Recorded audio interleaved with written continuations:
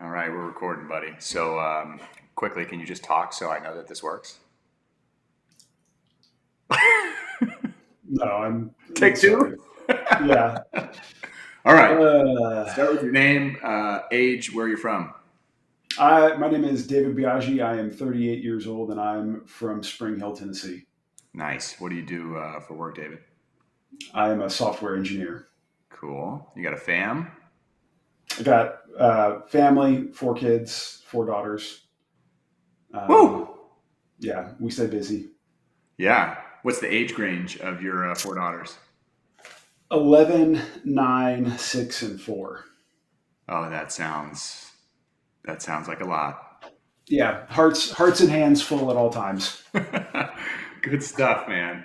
Well, you're actually in your final week of the 16-week progression, so this is an exciting time to be able to connect with you about your experience. But Yeah.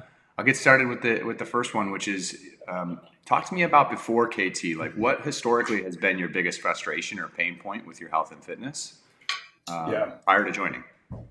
Prior to joining, I'd say probably sustainability. I was not particularly athletic growing up. When I started having kids a little over 10 years ago, I went through a dramatic transformation, lost 170 pounds.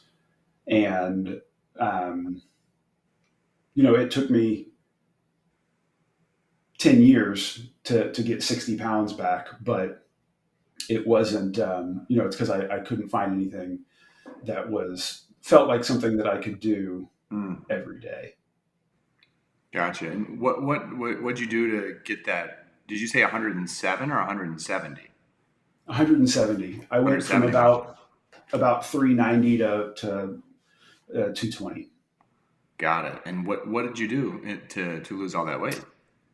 That was uh, essentially an hour of what I call non-strenuous physical activity. So like walking, um, gentle bike ride, um, but every day, and then really not eating much at all Mm, was part of it.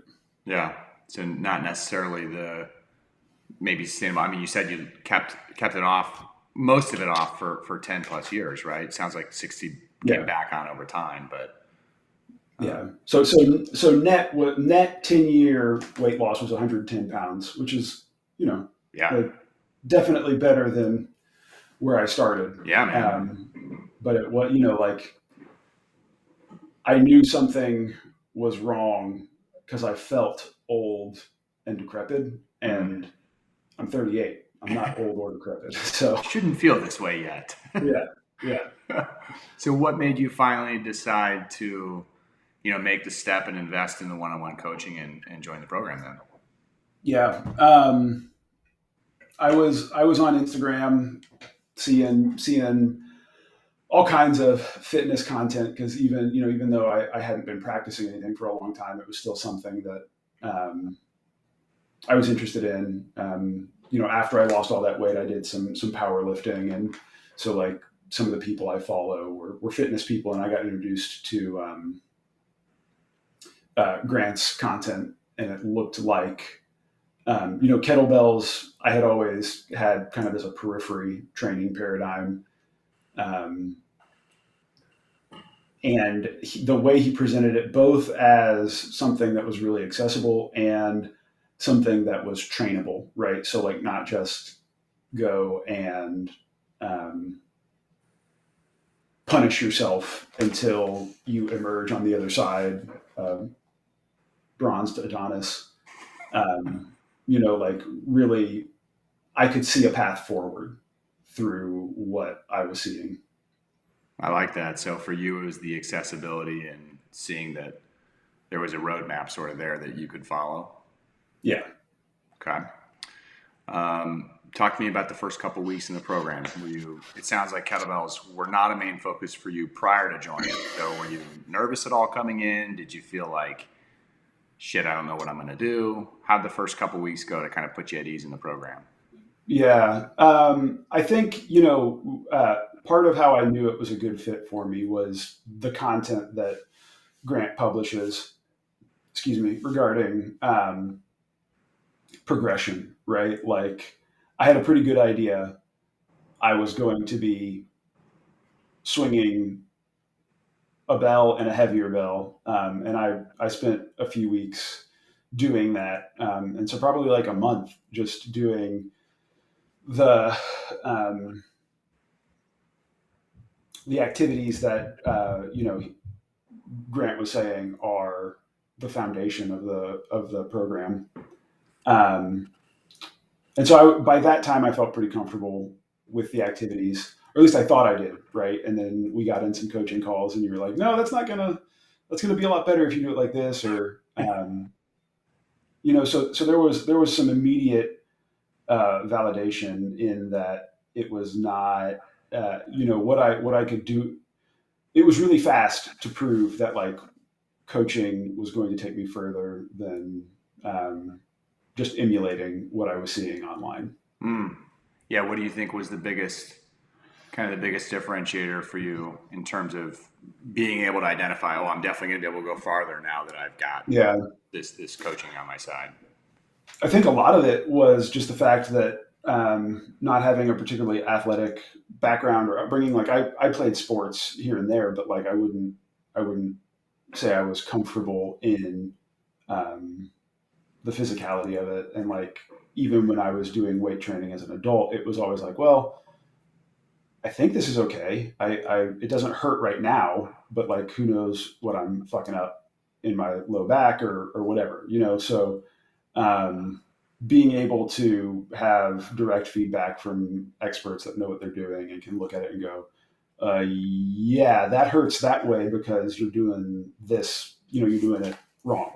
And this is how you do it right kind of stuff was really helpful. Got it. So it was like getting the feedback on your technique, understanding how the exercises are supposed to feel, and making sure that Yeah, you're training safely, right? right. Okay, good.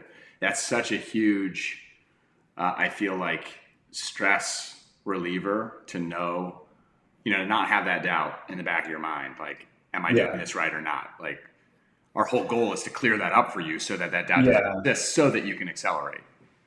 Yes, and it really like for me it really unlocked where when I was training by myself with no coaching and I put a tweak in my back, um, either from the training or something else, I'd be like, well, I'll take this day off. I'll take this week off. Versus like, hey, Sean, got this thing in my shoulder. Uh, what do I do? And you don't say stop training, so I don't stop training.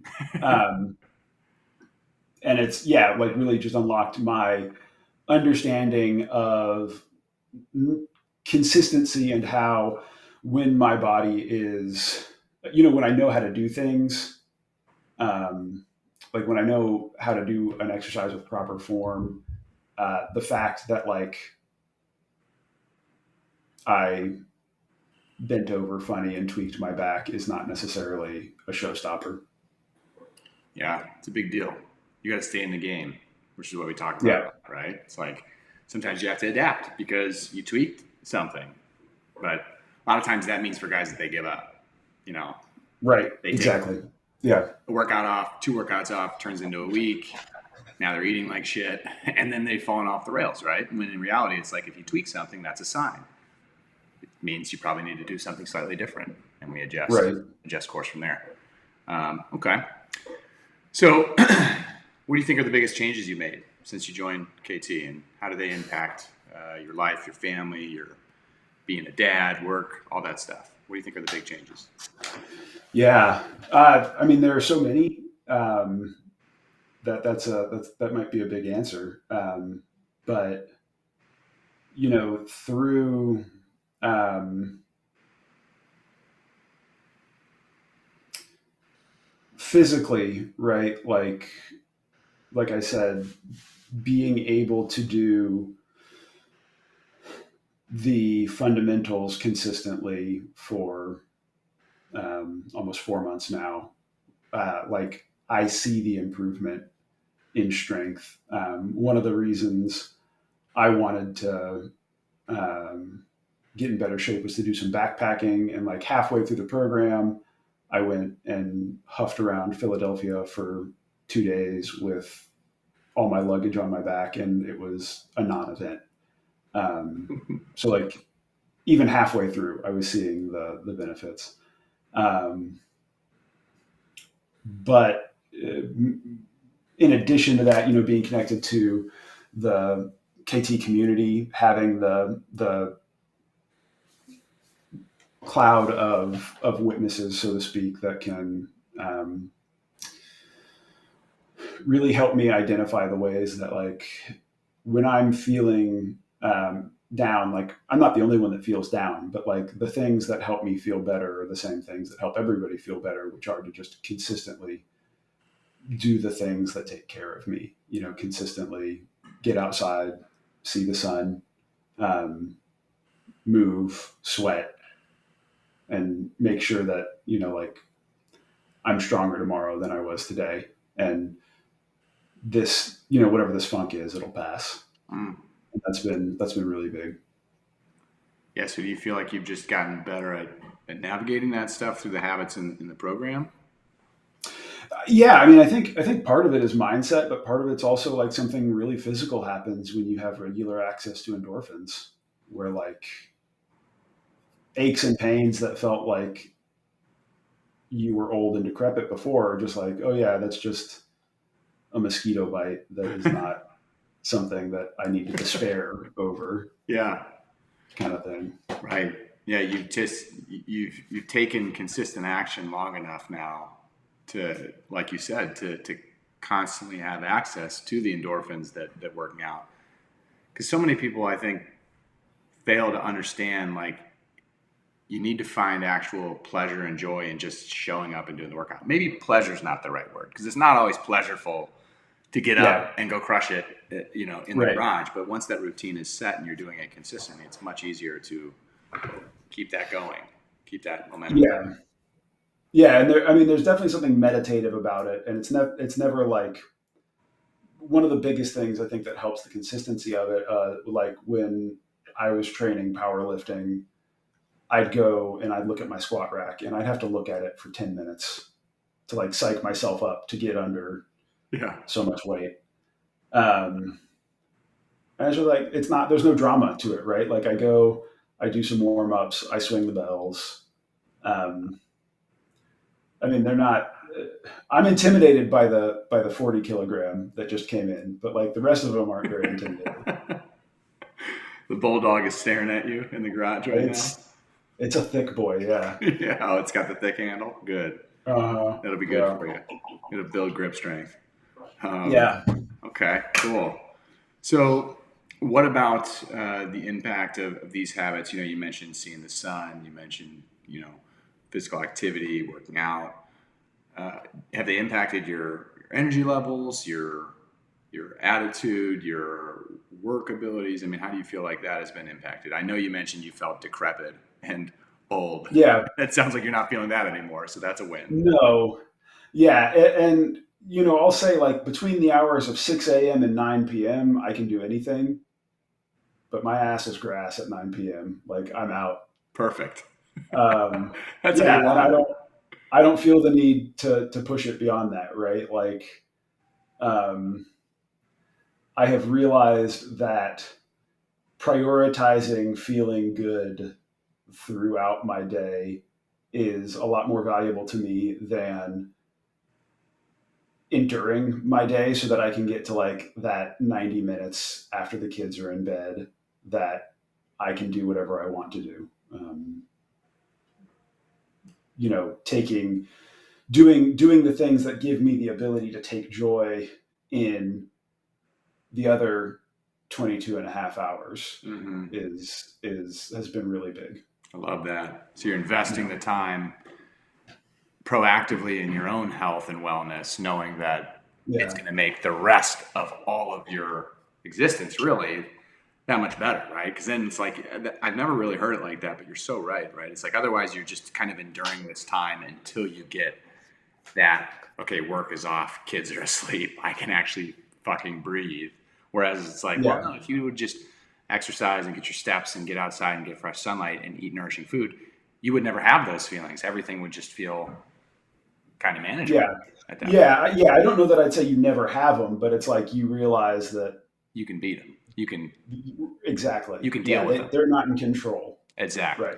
There you go. That's a better way. You certainly still have Yeah. the feelings. You just Yeah.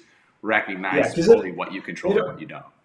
exactly. Yeah. It all still feels like bullshit some days, but you Amen. go you go pick up the bells, you go eat the healthy food, and know that like tomorrow this will help you not like you won't at least be any further in the pit tomorrow. Yeah, dude, I've been rationalizing my workouts for 12 years with that right there. Yeah. Like, well, I want to skip it, but if I do it, it'll just be better, and I'll skip the one tomorrow. And that just keeps getting pushed Yeah. off.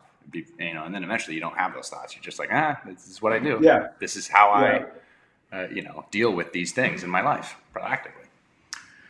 Okay, so talk to me about the specific results that you've achieved so far. Body comp changes, strength changes. Like, where'd you start in terms of what bells you were using? Where are you at now? Yeah. I'd love to get a sense of what kind of results you've seen in the last 16 weeks. Yeah. So I um, started 285. I weighed in 243.6 this morning. Oh, baby. Yeah. Started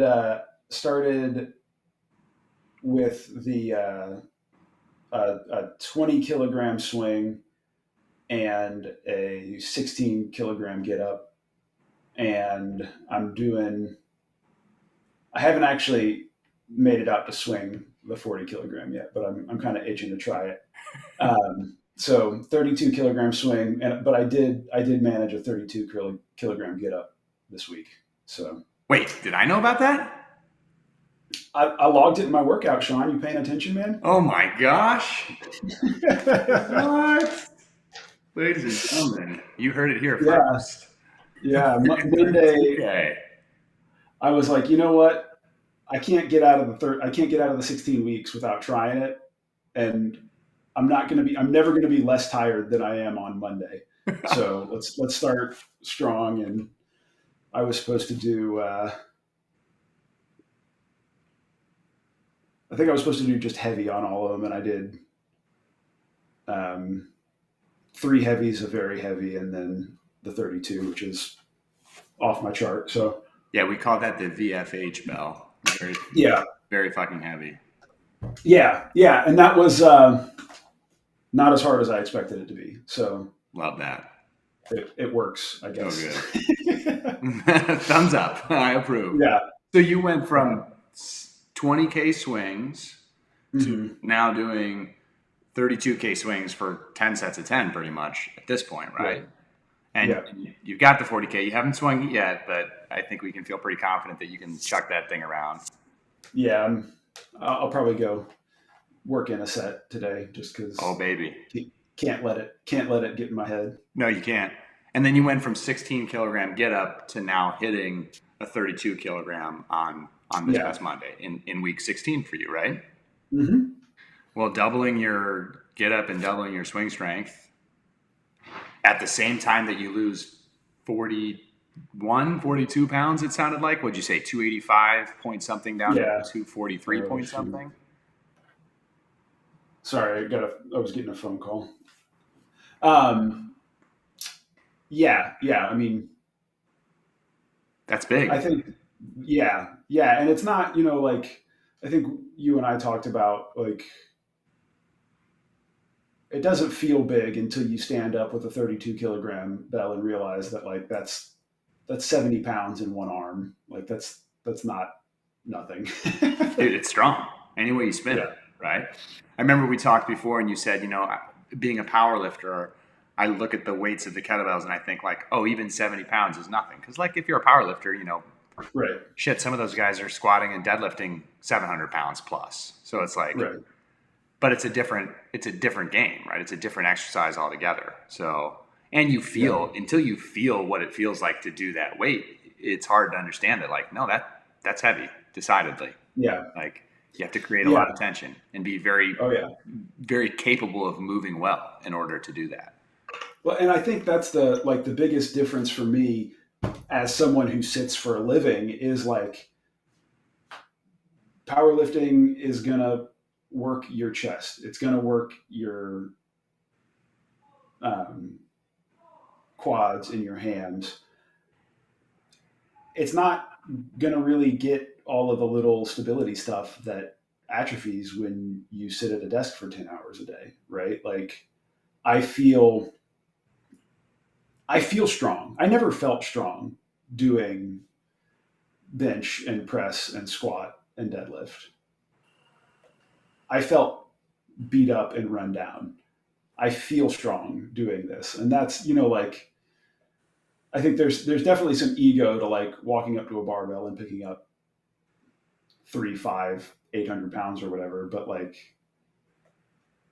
I gotta be able to be dad, not just a power lifter. So Mm, it's definitely like it's the right shape for this season of life. And maybe yeah. when my kids are gone, I'll take a bunch of steroids and pick up powerlifting in my 50s. Who Can't wait. knows? I can't wait to Yeah. see that. You better bring that beard back if you're going to do that. Yeah. Yeah. My That's goodness, that's true. funny. It does help with the deadlifts. It's interesting because earlier you said there's no drama. That was what you said Yeah. because you're like I have to stand and stare at the squat rack for 10 minutes just to psych myself up. And you're so right. There's just that's why kettlebells are so accessible and so easy. It's like they're right there. They're not that heavy. You can still get Hmm. very strong using a weight that at the max is like 100 pounds. So it's not like you have to Yeah. psych yourself up that much for it, right? You just go Yeah. downstairs, get loose, and And like for a swing, like the penalty for failure is like I'm going to break something in my garage, not I may never walk again. right. Like Yes. I think that I resonate very much with your feeling of like when I was powerlifting, I just felt beat up and run down because that's exactly how I felt as well. And I tried powerlifting and Olympic lifting first before I got into kettlebells because yeah, I wanted to get strong and I wanted to feel strong. But yeah, the only thing that happened to me was I ended up getting injured. If it wasn't my yeah, back, it was my shoulder. If it wasn't my shoulder, it was my knee. It's like it didn't matter. If I tried to go heavier with those exercises, I just felt terrible. And I found kettlebells and, you know, they didn't hurt. So I'm like, all right, yeah, cool. And they're more fun, yeah, I think. I mean, they're more athletic, they're more dynamic. At least I think they are. I might be biased. yeah. No, I think there's some truth to that. I value a lot the pragmatism of like if all you have time for is 20 minutes, you can get a hell of a workout in 20 minutes with kettlebells. I Yeah. mean, maybe 30 minutes because like please warm up, don't hurt Ideally. yourself. But But in a pinch. right, eh, okay, you're in charge. You're the trainer. Um, yeah, and so like I think there's a lot of like, and that's not to say that like I wake up after I train and like I know I trained yesterday. Like I'm not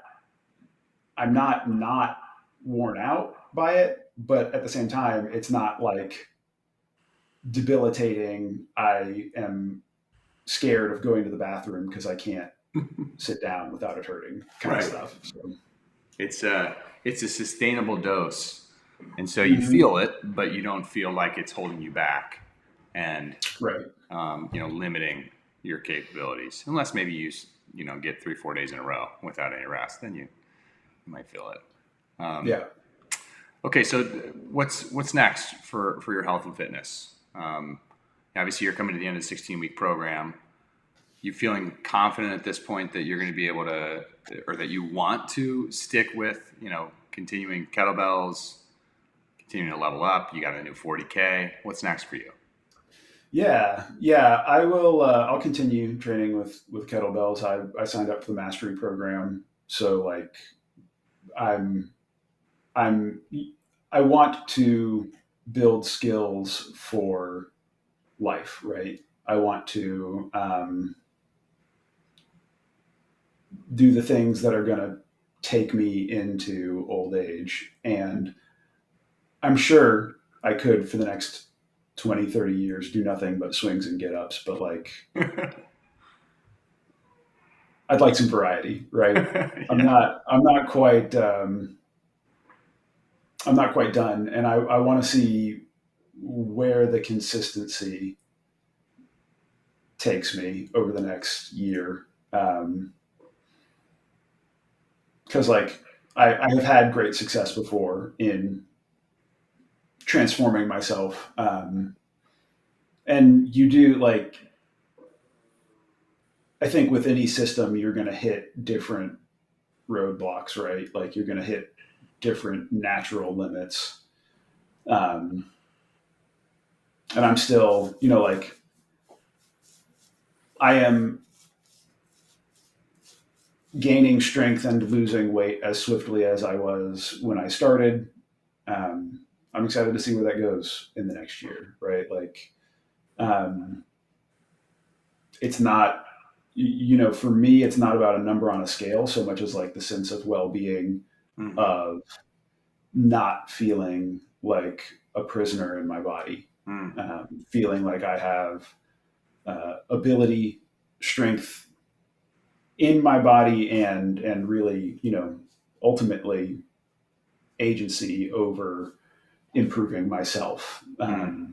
And so like that's the focus of um, the next year for me is like making sure um, I go into my 40s in my peak. I love that. 40's in your peak. When do you turn 40? I will turn 39 in November this year, so a year Love November. that. That's just excellent. I think that should be everyone's goal who's in their 30s. Go into my 40s in my peak. Like, why not? Yeah, Because you have the yeah, ability to control that, Barring, I mean, obviously some people don't, but if you do, right, which most yeah. people do, you just got to do the right stuff. So that's great, man. So, David, to wrap it up, my last question for you would be, what advice would you give to a guy who was maybe in your shoes like 17 weeks ago? They're Hmm. either they're thinking about reaching out or they've reached out and now they're considering, am I going to do this? Obviously, it's an investment to join KT. I mean, we're not cheap. Um, but what would your advice be to someone who's on the fence, and was thinking about investing in the KT system and the coaching? Yeah. Um,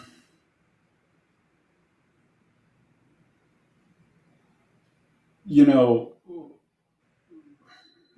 Grant, when we talked the first time, he made some Instagram post and I made a comment and he reached out and we talked.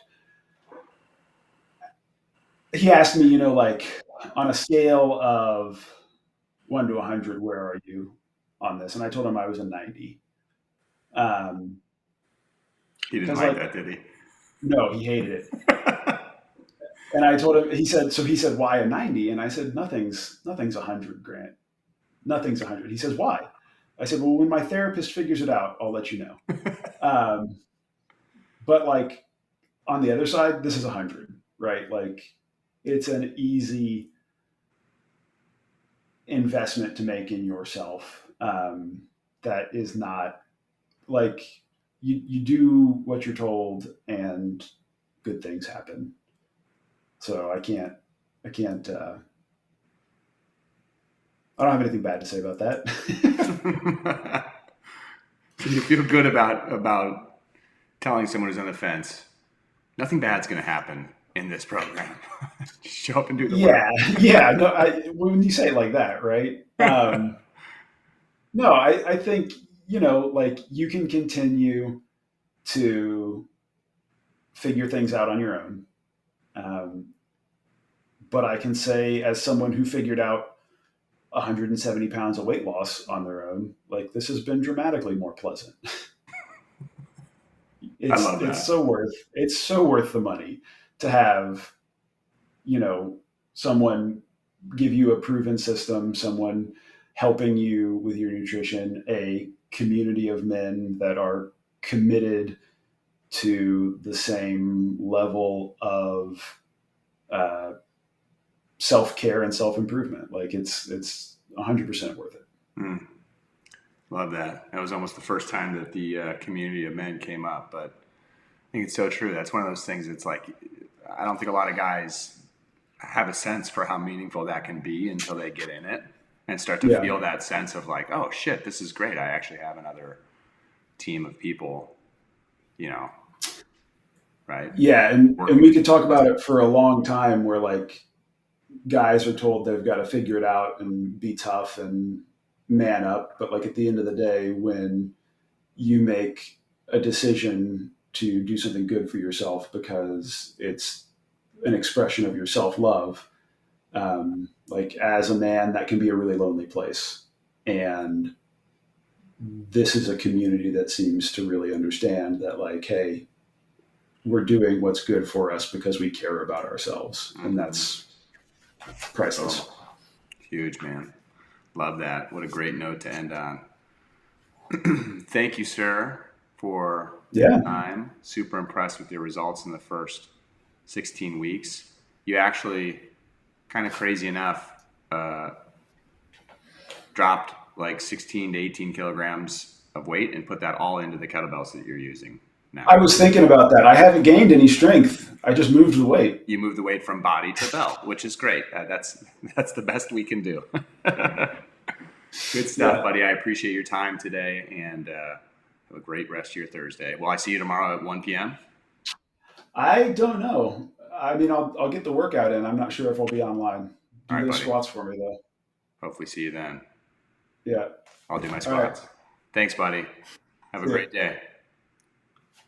See you, Bye. David.